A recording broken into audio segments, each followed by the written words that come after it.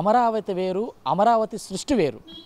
ఆంధ్రప్రదేశ్కి రాజధాని అమరావతి, కేవలం అమరావతే కాదు, చంద్రబాబు నాయుడు ఆలోచన నుంచి పురుడు పోసుకున్నటువంటి రాజధాని వేరు. ఈ రోజైతే కేవలం రాజధానిని అమరావతిగా మాత్రమే కాకుండా చంద్రబాబు నాయుడు యొక్క మేధస్సు నుంచి పురుడు పోసుకున్న రాజధానిగా రూపుదిద్దుకుంటుందంటూ కూడా అమరావతి రైతులంతా కూడా చాలా ఆనందాన్ని వ్యక్తం చేస్తున్నారు. కేవలం రాజధాని ఒక నిర్మాణంలో కేవలం అమరావతి రైతులే కాకుండా రాష్ట్ర వ్యాప్తంగా కూడా ఉన్నటువంటి ప్రజలందరూ కూడా ఇదొక ఆపర్చునిటీ సిటీగా అది రూపుదిద్దుకోబోతుంది. ద సిటీ ఆఫ్ ఆపర్చునిటీగా దీన్ని తీర్చిదిద్దబోతున్నాడు ముఖ్యమంత్రి చంద్రబాబు నాయుడు అంటూ కూడా రాష్ట్ర వ్యాప్తంగా ఉన్న ప్రజలంతా కూడా చాలా దీనిపైన ఎన్నో ఆశలు పెట్టుకున్నట్లయితే మనం ప్రధానంగా చూస్తున్నాం. ఇది కేవలం అమరావతి రైతుల కోసం కొడుతున్నటువంటి కేవలం అమరావతికి కాకుండా దీన్ని కేవలం సిటీ ఆఫ్ ఆపర్చునిటీగా చూడాలి.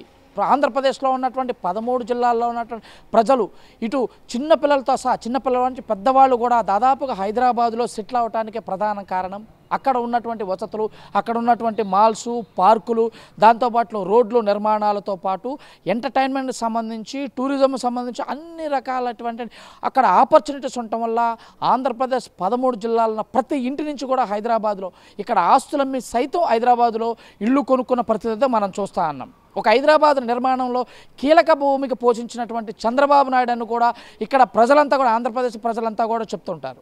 అటువంటి అమరావతి నిర్మాణంలో చంద్రబాబు నాయుడు యొక్క మేధస్సు నుంచి పురుడు పోసుకున్న అమరావతి ఏ విధంగా తయారవుతుందో కూడా ఇప్పటికే ఒక నమూనాకి అది రావడానికైతే కొద్దిగా టైం పట్టే అవకాశాలు అయితే కనిపిస్తున్నాయి.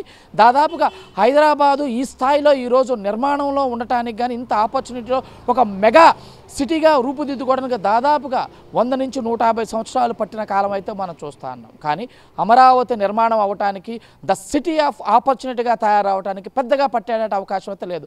కాలంలో మాత్రం అద్భుతమైనటువంటి రాజధానిగా, దేశం గర్వించిన రాజధానిగా, తెలుగువారు అందరికీ కూడా చాలా ఇష్టంగా చెప్పుకున్న రాజధానిగా నిర్మాణం అవుతుందంటూ ఎటువంటి సందేహం లేదు.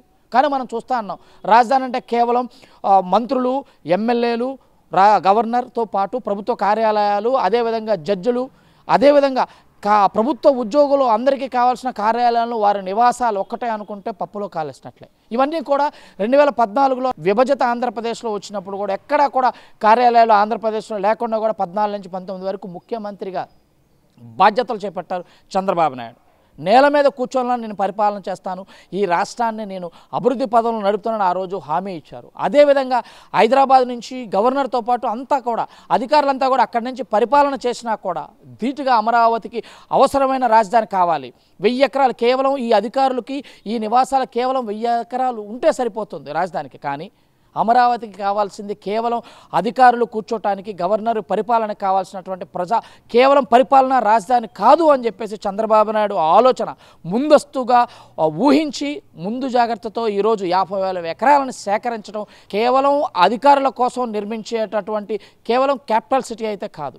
13 జిల్లాల్లో ఉన్నటువంటి ప్రజలు ఆకాంక్షల్ని వారి యొక్క ఉద్యోగాల కోసం, ఆపర్చునిటీస్ కోసం, వారి యొక్క అనుగుణంగా అంటే రాబోయే భావి తరాలకు వాళ్ళ భవిష్యత్తుకి అమరావతి అనేది ఒక గొప్ప ఆపర్చునిటీ సిటీగా ఉండాలి. దేశంలో మనం వలసలు వెళ్ళకూడదు, మిగతా రాష్ట్రాల వల్ల కూడా అమరావతి వచ్చి ఇక్కడ వ్యాపారం చేయాలి, ఇక్కడ వ్యాపారంతో ఉద్యోగం చేయాలి, అటువంటి కల్పన వసతులు కల్పించాలనే ఏకైక లక్ష్యంతో చంద్రబాబు నాయుడు అహర్నిశలు కృషి చేస్తున్నారని చెప్పేసి కూడా ఇక్కడ ఉన్నటువంటి ఆంధ్రప్రదేశ్ ప్రజలతో అనునిత్యం కూడా మాట్లాడుతున్న విషయాలైతే మనం నిరంతరం చూస్తూనే ఉన్నాం.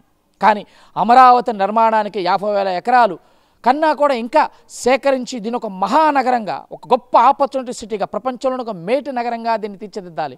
థీమ్ పార్కులు, రెస్టారెంట్స్, అదేవిధంగా ఇక్కడ ఉన్నటువంటి లేట్ నైట్స్ ఎంటర్టైన్మెంట్తో పాటు సఫారీ సంబంధించినటువంటి యాత్రలు, అదేవిధంగా టూరిజానికి సంబంధించినటువంటి గొప్ప ప్రదేశాలు, ఈ ప్రాంతంలో అన్నీ కూడా ఫ్లైఓవర్లు, గొప్ప రోడ్లు, ట్రేడ్ సంబంధించినటువంటి నిర్మాణాలు, పెద్ద పెద్ద భవంతులు, అదేవిధంగా ఇక్కడ transportation, international airports, railway lines, ఇట్లా ఒకటేమిటి అనేక రకాలుగా ఇక్కడ తయారు కాబోతున్నాయి.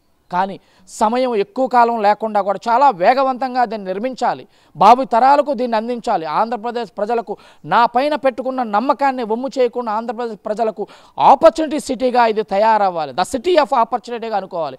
ఇది కేవలం అమరావతి అనేది కేవలం ఒక నగరానికి పరిమితం కాకూడదు. ఒక మహానగరంగా, ఒక ఆపర్చునిటీ సిటీగా ఇది తయారవ్వాలని చెప్పేసి చంద్రబాబు నాయుడు అహర్నిశలు కృషి చేస్తున్నాడు. తన మేధస్సు నుంచి పురుడు పోసుకోబోతున్న అమరావతి సృష్టిగా మాత్రమే దీన్ని మనం చూడాలి అని చెప్పేసి కూడా ఇక్కడ రైతులంతా కూడా ప్రస్తుతం మనకు చెప్తున్న మాటలు.